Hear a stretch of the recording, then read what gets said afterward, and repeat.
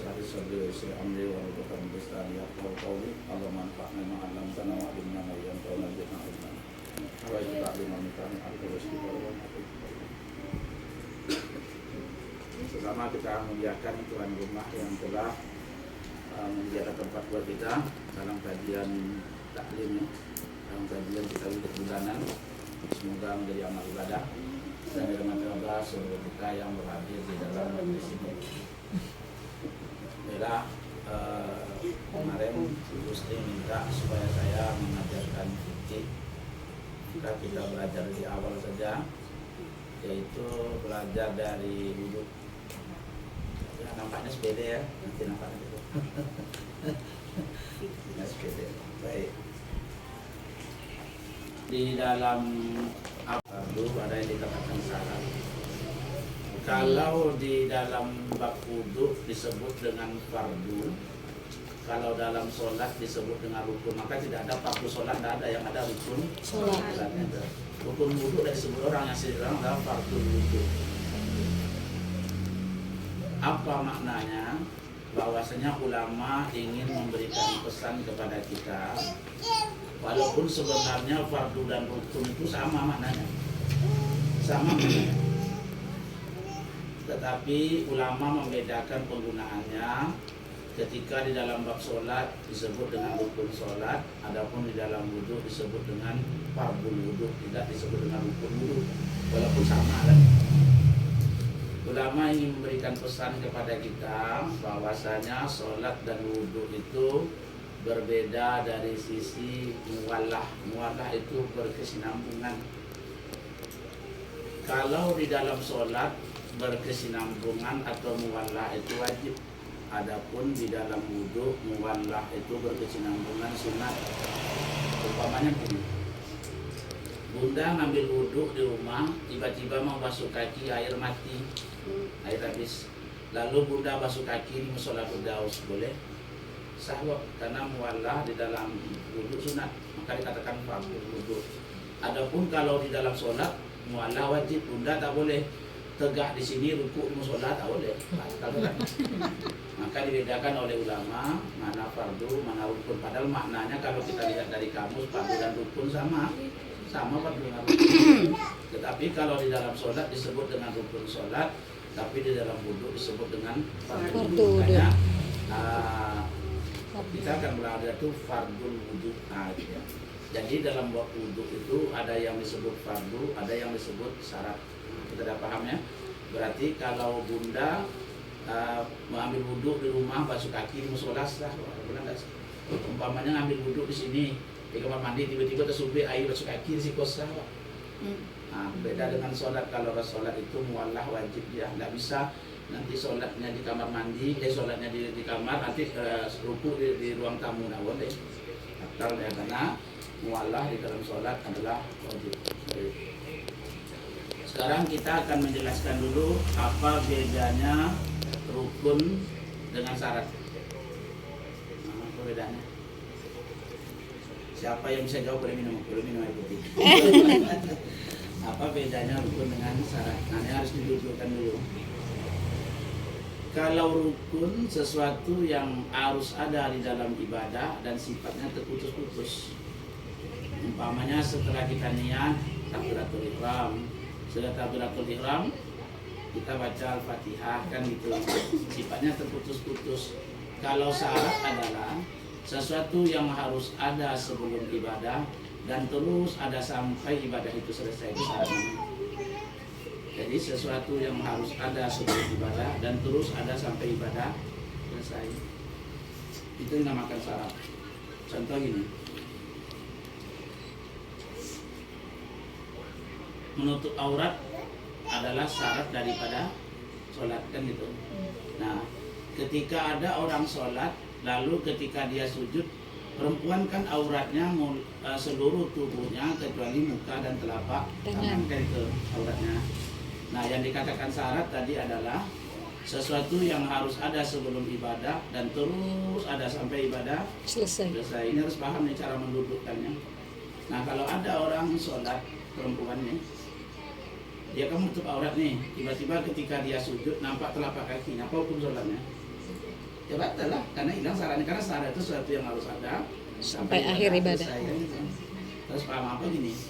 Di antara syarat sholat itu adalah suci dari hadas kecil dan besar, kan gitu. Berarti kita berwudu. Nah, ketika kita berwudu kan sebelum sholat tuh. Ya. Nah, ketika sholat sebelum salam, bunda buang angin. Apa hukum sholatnya? Batal. Ya batal lah, hilang syaratnya. Paham ya? Karena syarat itu sesuatu yang harus ada sebelum ibadah itu berlangsung sampai ibadah selesai. Nah, itu harus dipahami.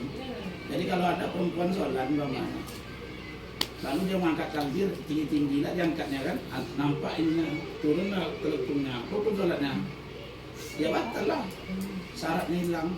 Karena dia tekan syarat, jadi lah sesuatu yang harus ada sebelum ibadah berlangsung sampai ibadah selesai. Kata kuncinya. Harus dipahami, berbeda dengan rukun. Rukun adalah sesuatu yang harus ada dan sifatnya terputus. Putus.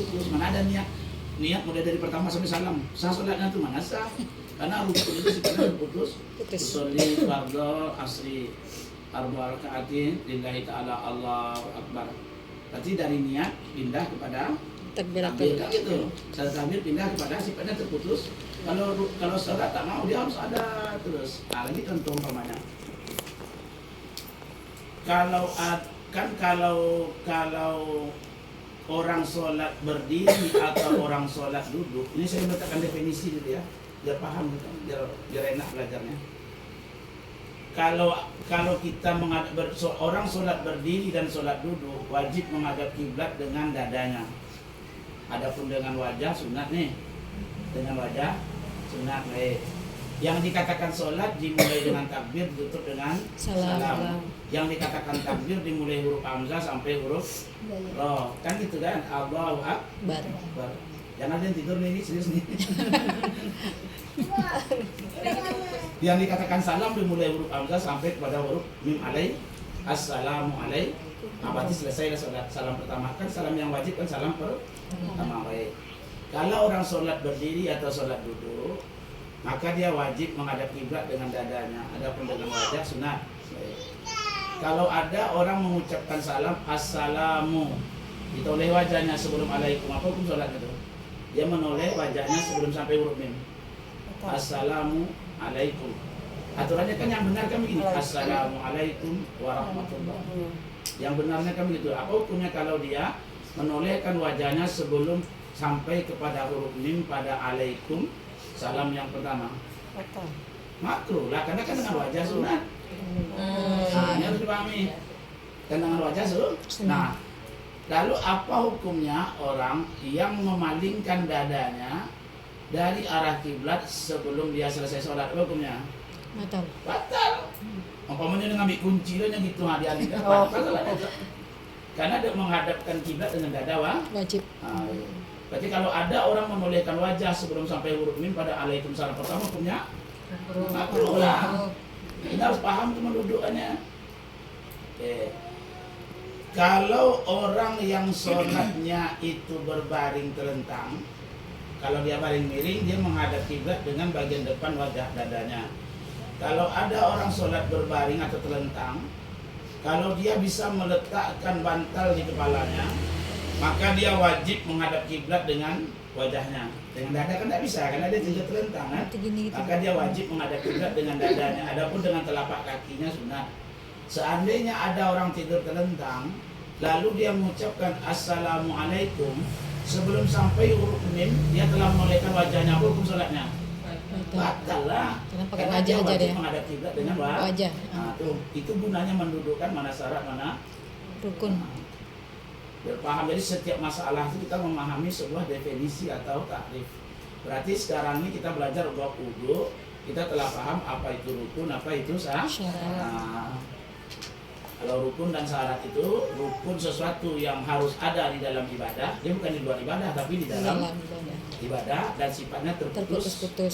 Berbeda dengan syarat, sesuatu yang wajib ada sebelum ibadah berlangsung sampai ibadah itu selesai. Nah, apa saja lah.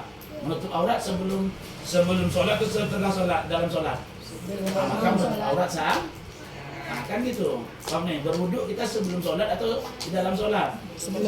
Nah, kita menghadap kiblat sebelum sholat atau di dalam sholat? Sebelum. Nah, itu nampak semuanya tuh. Paham ya? Adapun rukun dia sesuatu yang ada di dalam ibadah dan sifatnya terputus. Nah, itu definisi gampang bagi orang awam. Terus kita juga definisi yang panjang lagi kan. Gampang definisi kalau yang itu memahami kan. Kalau syarat sesuatu yang harus ada sebelum ibadah berlangsung dan harus terus ada sampai ibadah selesai. Jadi Buddha tidak perlu banyak-banyak bertanya dengan orang. Asal hilang syarat tanpa ada uzur maka batal sholatnya. Ada 6. Pertama niat. Niat itu di hati. Adapun melafazkan bukan satu ketentuan. Kalau dia melafazkannya itu untuk menuntun hatinya, karena dia orang yang banyak was-was tahu, banyak ragu-ragu. Ragu-ragu. Kalau kita lihat di kampung-kampung ada datu-datu gitu, kalau tampil Allah tuh banyak ragu-ragu atau dia berwudu lagi basuh dulu lagi ulang. Nah bagi orang yang was-was atau yang banyak ragu-ragu justru disunatkan melafazkan. Niat itu ya di hati.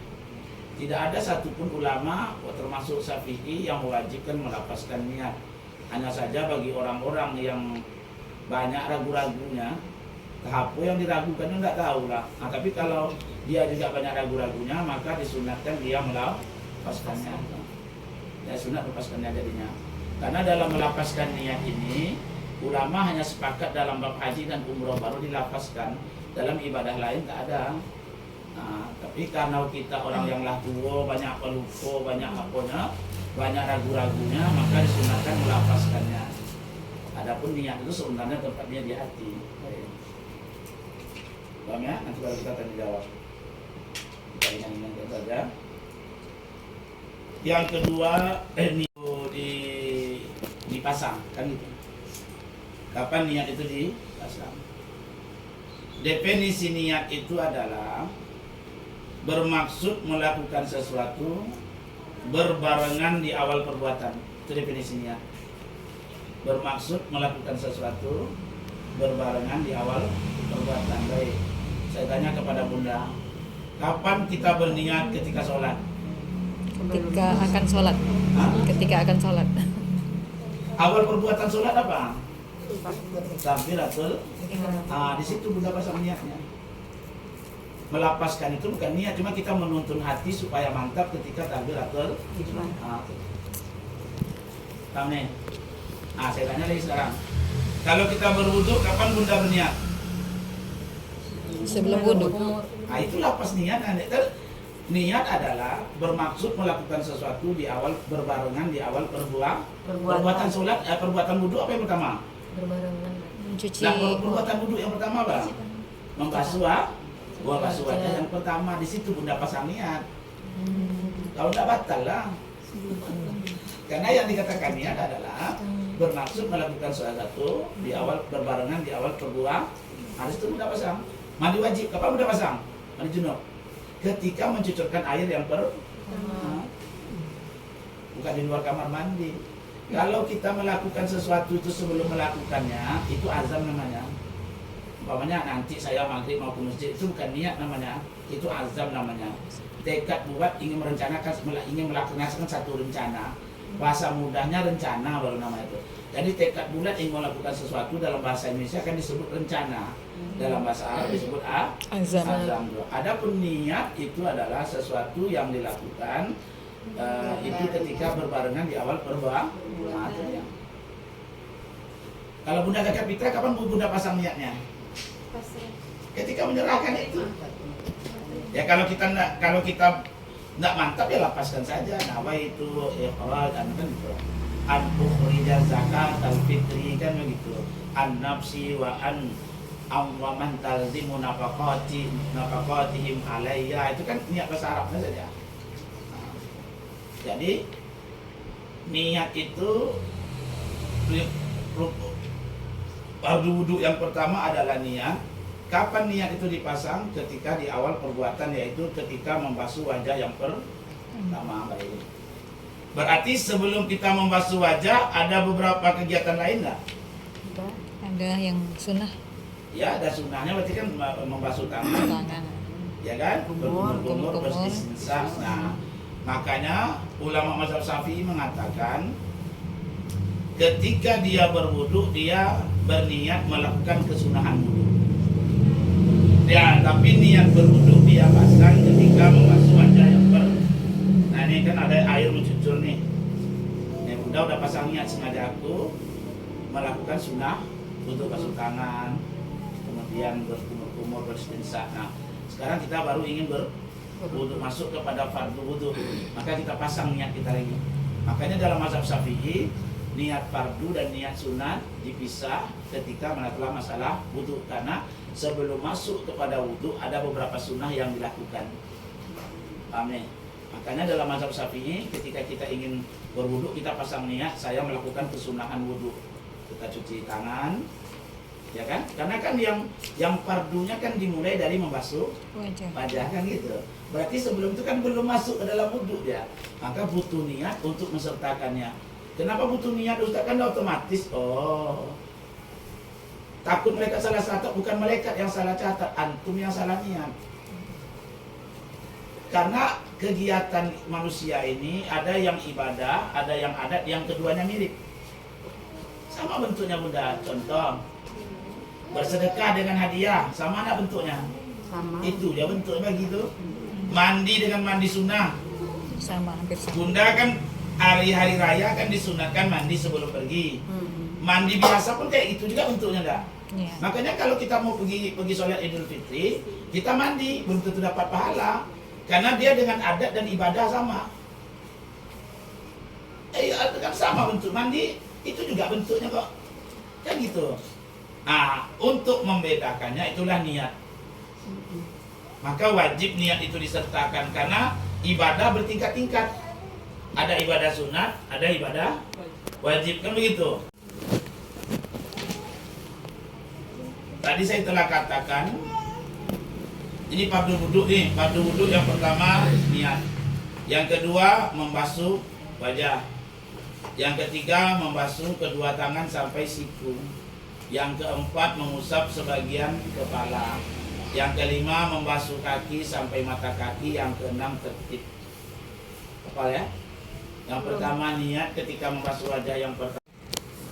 Syarat wudu. Syarat wudu itu yang pertama adalah Islam.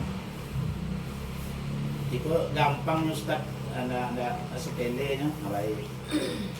Kalau ada orang berwudu, rupanya tengah berwudu dia murtad.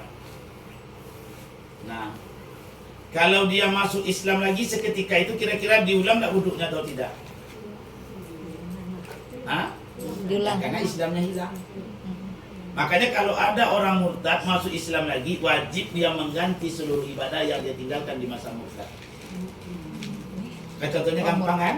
Jadi kalau ada orang murtad nih, tahun 2003 umpamanya, tahun 2004 dia masuk Islam lagi, maka wajib dia mengganti seluruh ibadah yang dia tinggalkan selama 2003 sampai 2004. Walaupun dia ikut sholat, umpamanya murtad kok ikut sholat hari rayanya, ikut bayar zakat fitrahnya, ikut sholat Jumat, walaupun dia ikut. Ya karena memang syaratnya Jadi kalau ada orang tengah berwudu, lalu ketika membasuh tangan murtad dia, kemudian dia Islam lagi, wajib dia mengulang dari A. Nah, dari sini kan Bunda paham nih. Berarti kalau ada orang murtad, lalu dia masuk Islam kembali, maka wajib mengkodo seluruh yang dia tinggalkan selama dalam masa murtad. Nah, yang kedua syarat daripada wudu tamyiz. Tamyiz itu anak yang telah bisa membedakan baik buruk, telah bisa disuruh-suruh, telah bisa mandi sendiri, telah bisa cebok sendiri. Nah, kalau makan tangan kanan dia, kalau cebok tangan kiri dia. Itu dinamakan mumayyiz, yaitu anak yang kira-kira usianya 7 tahun. Ketika kita perintahkan dia untuk melakukan sholat, maka kalau ada bunda punya anak umur atau punya cucu umurnya 7 tahun, sana jadi imam. Sana jadi imam. Ya salah wudhunya jasa karena dia tahu. Tamyiz. Paham nih? Jadi bunda tidak bingung-bingung bertanya dengan orang karena telah mendudukkan sesuatu dengan definisi. Berarti kalau ada bunda punya cucu 7 tahun atau 8 tahun, berarti kan dia belum lagi balik. Nah, bunda rupanya ingin sholat tarawih dengan dia. Kebetulan cucu itu hafiz Quran pula. Bolehkah kita berimam dengan dia atau kita jadikan imam di musola? Boleh. Sah. Karena wudhunya sah. Kecuali wudhu dasar karena syaratnya tamyiz. Cuma yang jadi masalah nanti kalau ada masbuk mendapati dia imam dalam keadaan ruku, sholat isya nih, imam ruku, datang orang masbuk nih, betul ruku masbuk nih, apakah bisa anak ini menanggung al-fatihahnya si masbuk? Karena si imam belum lagi wajib sholat. Nah, itu jadi masalah nanti di ulama. Tapi kalau dia jadi imam biasa karena wudhunya jasa kok. Kan kalau masbuk al-fatihah siapa yang nanggung? Kalau dia tidak bisa baca al-fatihah? Imam. Nah bagaimana dia mau nanggung? Dia aja belum wajib sholat kok. Cuma diperintahkan melakukan sholat walaupun belum wajib. Nah, kan gitu. Jadi masalahnya cuma di situ. Tapi kalau sahnya sah, kenapa? Karena wudhunya sah, karena dia tamyiz. Dah ada nih. Yang ketiga, airnya tuhuriyatil ma, airnya suci lagi mensucikan. Air itu terbagi. Satu dinamakan air mutlak. Air mutlak itu air yang masih di dalam fitrahnya, yang tidak terikat dengan qaid yang tak bisa lepas dari dirinya. Berbeda yang ada qaid yang bisa lepas. Contoh, kalau ada, ini bukan nyindir ya. Ini air saya rebus jadi air teh. Ini kan air putih sekarang nih. Oke, air teh. Baik. Kalau saya bawa pulang air apa namanya? Air teh juga. Saya bawa ke musola, air teh juga. Saya bawa ke Magusti, teh juga. Nah, air yang ada koidnya yang tak bisa lepas macam ini tidak bisa digunakan untuk bersuci walaupun airnya suci. Air kelapa. Saya beli di air kelapa. Tiba di rumah saya, air kelapa. Saya bawa ke rumah ibu, kelapa. Nah, maka air seperti ini tak bisa dengan wudhu. Kalau air hujan, air hujan saya tampung nih. Dah. Nah, itu saya bawa ke rumah ibu. Jadi air hujan atau air aja? Nah, kan sobi air hujan dah berapa tuh? Ambil air tu nak betawa. Berarti koid yang hujan itu bukan sesuatu yang Nah, itu sah untuk digunakan wudhu. Paham nih? Contoh air sungai. Lah letak dawat timur letak di rumah awak. Apa kalau kita nyuruh anak siram tu nak dengan air? Nah, dengan air sungai sobi kan? Nah, berarti air seperti ini sah digunakan untuk berwudhu. Yang koidnya tidak bisa, yang koidnya lepas. Nah, kalau ada orang airnya, libaknya jatuh sabun, lalu diangkatnya lagi, nama air itu berubah atau tidak? Berubah. Nah, berubah nama air itu, tetap air juga kan? Beda dengan air yang bunda mandikan jenazah, kan rame-rame sabun itu tuh. Paham nih? Ramas-ramas lah. Awak bawa pulang air apa namanya? Tetap air sabun, kemana pun tetap air sabun, dasar. Jadikan wudhu, paham nih? Untuk cebok aja dah sah air itu. Untuk cebok aja dah sah. Seandainya bunda kena tai kucing, lalu bunda siram, kan hilang loh. Tak bawa lagi tai kucingnya, tetap najis. Orang tak sah karena airnya tidak suci dan mensucikan. Sebelah lagi ya, biar bunda pahamnya. Jadi orang fikih itu mengaturnya seperti itu. Kalau koidnya sesuatu yang melekat tak bisa lepas, maka dia tak bisa digunakan untuk bersuci walaupun airnya suci. Jadi air sabun yang masuk sabun tadi Pak Ustaz boleh Tidak merubah kemutlakan air kan? Masih dalam bentuk masih bisa berwudu. Iya, karena berubah bentuk. Asal tidak berubah bentuknya, masih dalam kemutlakannya. Tapi kalau udah berubah, contoh, kalau ada daun jatuh ke dalam bak kita, berubah dia air. Air itu berubah warna hijau umpamanya. Tetap kita katakan air seperti air daun yang jatuh ke dalam sumur berubah air untuk sumur warna hijau umpamanya. Walaupun tidak sampai 2 kula, tapi kita tidak katakan itu air daun. Nah, beda tidak dengan air? Tahu bunda yang dijual tepi jalan tuh? Itu kan daun yang diperas-perasnya tuh. Air raka. Dipindah ke mana pun abu beli air raka. Tiba di rumah apa kata anak abu? Minta air raka ya.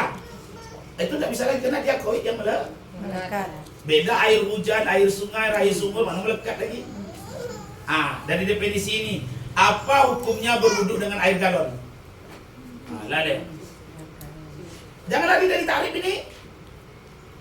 Berarti kan sah karena masih tetap dalam kemutlakannya. Apa hukum ambil wudhu dengan air aqua? Dengan Coca-Cola? Oh, enggak. Tidak sah walaupun airnya suci karena melekat sampai kemanapun Coca-Cola. Olah. Air galon tuh saya pindahkan ke gelas, orang nyebut air galon tuh airnya lagi. Air. Apa tuh?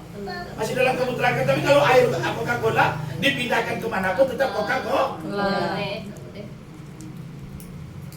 Terlalu tinggi, dia ngajar orang seperti itu biar lengket lagi. Iya. Iya.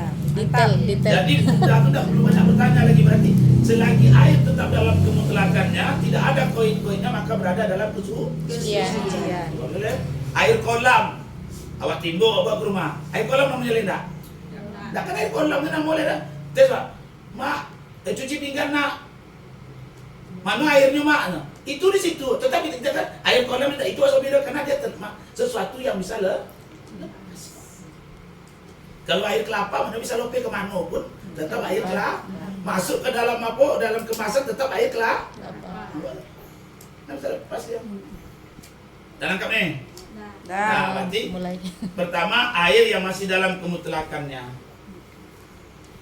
Kalau yang kedua, syarat air yang suci dan mensucikan itu adalah satu, dia itu ada yang dikatakan air yang suci bisa digunakan untuk bersuci dan tidak makruh, itulah air mutlak tadi. Tetapi ada juga air itu dia suci bisa digunakan untuk bersuci tapi makruh menggunakannya. Kalau orang fikih menyebutnya air musammas, air yang terjemur matahari. Syaratnya air musammas terjemur matahari itu baru makruh digunakan. Satu, air yang terjemur matahari itu berada di dalam lempengan selain lempengan emas dan perak. Syarat pertama.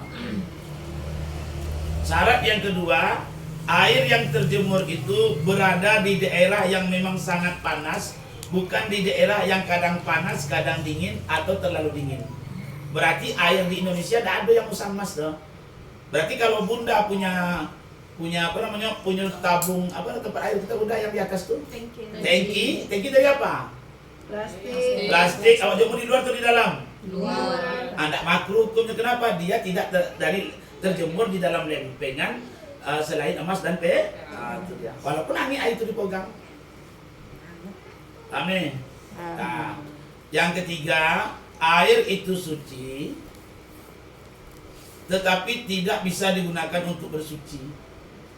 Contohnya air mustakmal. Air mustakmal itu adalah air yang telah digunakan untuk bersuci. Maka dia tidak bisa digunakan lagi untuk bersuci. Makanya Bunda kalau berwudu di dalam industri timba kita itu kan kecil kan. Maka ketika Bunda mengambil air harus niatnya untuk menggayung air. Kalau niatnya untuk membasuh wajah maka air yang tinggal mustakmal. Karena baru kita gunakan untuk wudu, untuk membasuh wajah kok. Ini contohnya gini ya. Karena zaman dulu kan diterek di Gusti. Kalau ini kan ada mustakmal itu kan ada zaman kini deh. Zaman kini orang pakai keran sodoma, pakai software orang wudu mah.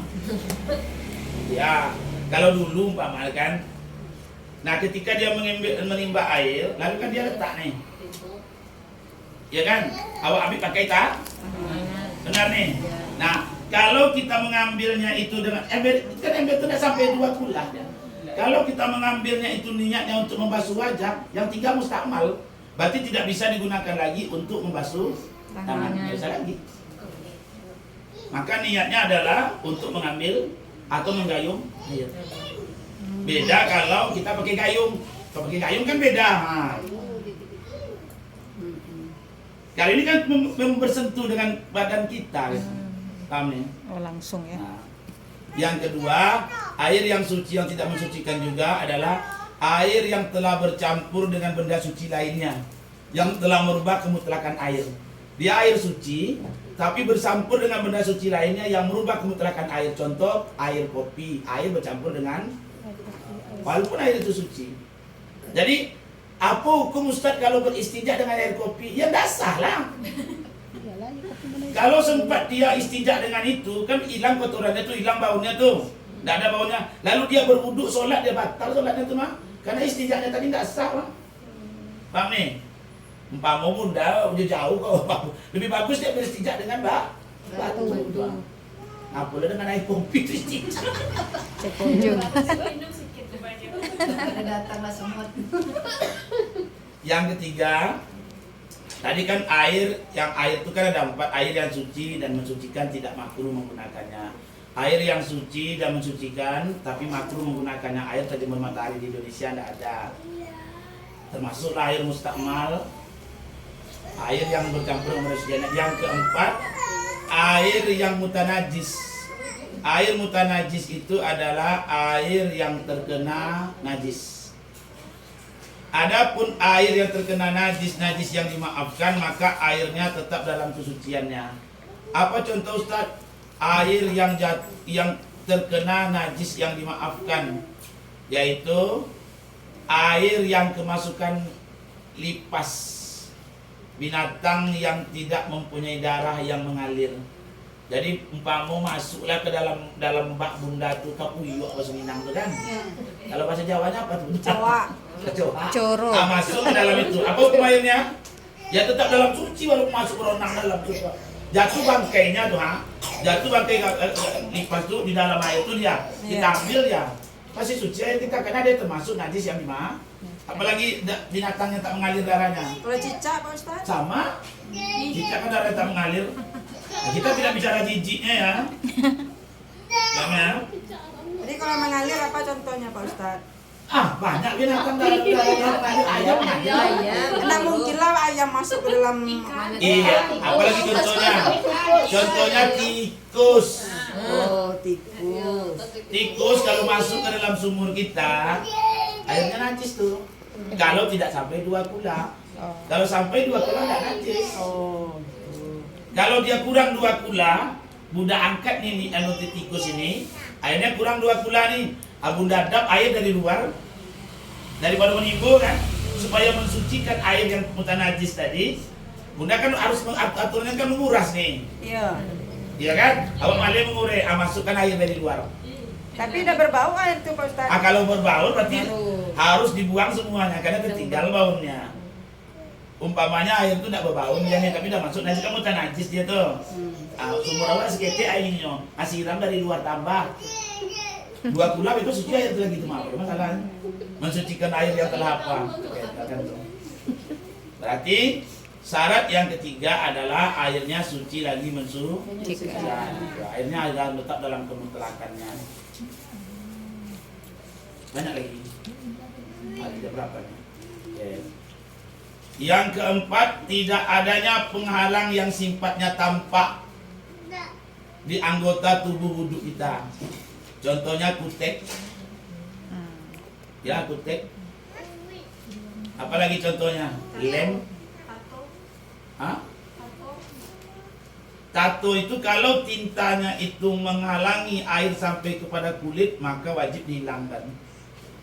Ya, tato ada yang saya tidak tahu lah, kali itu dokter lah yang tahu.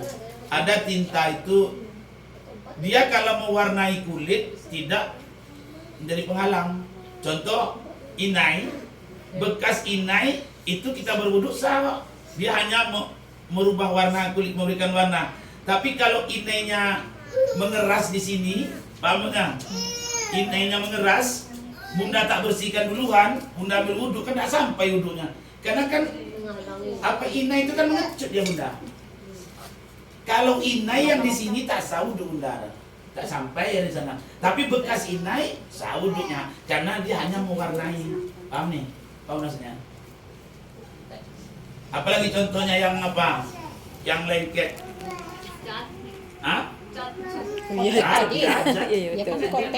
Makanya bunda sebelum berwudhu harus membersihkan apa saja yang ada di anggota wudhu yang bisa menghalangi sampainya air ke kulit. Dan harus menghilangi apa saja yang bisa merusak nama air mutlak. Bodak terlalu tebal, pas sampai air memutih macam apa, macam tepung. Dasar wudhu bunda ada. Lipstick Pak. Kalau lipstiknya itu sesuatu yang tidak, karena lipstik itu ada sifatnya minyak. Tak tahu saya minyak itu. Jadi karena termasuk batas wajah adalah merah bibir. Merah bibir ini termasuk daerah daripada sesuatu yang wajib basah ketika berwudu. Maka apabila gincu, apa namanya gincu, no? Lipstick ya. Lipstik itu sesuatu yang sifatnya minyak. Saya tidak tahu, saya itu dokter yang tahu kan. Yang sifatnya bisa menghalangi air sampai ke kulit itu, maka tak sah wudunya. Atau bedak terlalu tebal ketika dia berwudu merubah nama air dalam bentuk lumpur air itu di muka dianya. Umpamanya bunda tadi pakai bedak beras, maka wajib dibersihkan duluan, karena nanti kalau dia tidak membersihkan, air mutlak tadi telah berubah namanya. Nggak sah, karena syaratnya tadi kesucian air. Udahlah dulu tuh, besok lele. Yang penghalang yang sifatnya maknawi seperti haid, nifas. Silah nanti. Yang keenam yang terakhir syarat wudu adalah masuknya waktu bagi orang yang mustahadah. Mustahadah tahu? Istihadah bukan? Ya istihadah itu kan dalam bahasa Indonesia kalimat kata bendanya, kata kerja itu sama. Adapun apanya? Apalah nama dia itu. Kalau mustahadah itu apa namanya? Payah biar kadang-kadang dipindahkan ke bahasa Indonesia itu bingung dia. Jangan bahasa Indonesia ya Pak Ustaz. Kalau supaya mudah ini, orang yang haidnya tidak teratur itu mudah supaya gampang. Iya. Supaya gampang. Karena mustahadah itu adalah darah haid yang keluar di luar dari hari Biasaan. Pokoknya kalau supaya mudah bahasanya, orang yang haidnya tidak teratur. Nah, orang seperti ini dia baru boleh berwudu kalau telah masuk waktu. Tak bisa dia berwudu sebelum azan, tak bisa. Apa contohnya lagi? Salisul bul, orang yang kencing terus-terusan. Kalau masuk kampung saban-saban namun tuh. Turun-turun. Beser. Ya beser itu. Kemudian orang yang tentu terus tut. Nah, orang seperti ini maka dia baru boleh berwudu kalau azan telah dikumandangkan, telah masuk waktu. Kalau sebelum masuk waktu dia tidak boleh berwudu. Kentut terus. Ya enggak apa-apa, nanti pertemuan berikutnya kita akan menjelaskan bagaimana orang yang daimul hadas, yang hadasnya terus ada tak bisa hilang, dan bagaimana cara berniat orang yang daimul hadas atau pertemuan kita besok. Untuk saat ini selesai itu dulu. Yakin. Nah, dalam mazhab Syafi'i ketika tahiyat akhir itu bunda tidak duduk tahiyat akhir, duduk tahiyat awal. Setelah selesai baca innaka hamidun majid atau setelah doa apa? Doa tahiyat itu, apa doa itu? Min azabin nar. Setelah doa itu bunda jangan salam. Bunda sujud dulu 2 kali subhanallahi la yanamu wa la yasku. Kemudian duduk di antara 2 sujud, bacanya tetap Rabbil. Kemudian sujud lagi subhanallahi la yanamu wa la yasku. Kemudian duduk tahiyat akhir. Baru salam. Sedang ini. Ini bunda ragu antara 3 entah 4 kan gitu. Berarti ngambil yang yakin 3. Nah, kok edah ini tak bisa diamalkan nih. Dulu dan lah nikah tolongnya awal dulu kan nikah siapa kata dulu ini ada kasus dulu kalau di pondok jadikan gurau-gurauan di orang itu dia ragu Ustaz lah kawin atau tolong asalnya kan orang kawin kacau tuh ini kau hidup ini aja beda-bedaan lagi ada orang gurau-gurau dia. Nah ketika dia ragu 3 atau 4 maka dia ambil yakin 3 maka dia kan tegak lagi sholat nih. Nah setelah dia rakaat keempat kan dia duduk nih. Duduknya jangan tahiyat akhir, duduknya tahiyat, karena tahiyat akhir itu adalah duduk yang langsung bersentuhan dengan salam. Walaupun 1 rakaat sholat bunda, kalau bunda sholat bisa 1 rakaat nih, duduknya tahiyat awal itu 1 akhir. Kira-kira ada nanti salam atau tidak? Salam berarti tahiyat akhir, karena tahiyat akhir adalah duduk yang langsung bersentuhan dengan salam, Salam. dalam mazhab Syafi'i. Nah, Bunda duduk tahiyat awal, at-tahiyatul mubarakatuh salawat innaka hamidun majid. Kalau nak baca doa kan, Bunda jangan salam, Sujud. sujud subhanaman la yasu 3 kali, kemudian duduk Rabbik firli, baca doa di antara 2 sujud, kemudian sujud lagi subhanaman la yasu, baru duduk tahiyat akhir langsung salam. Paham ya?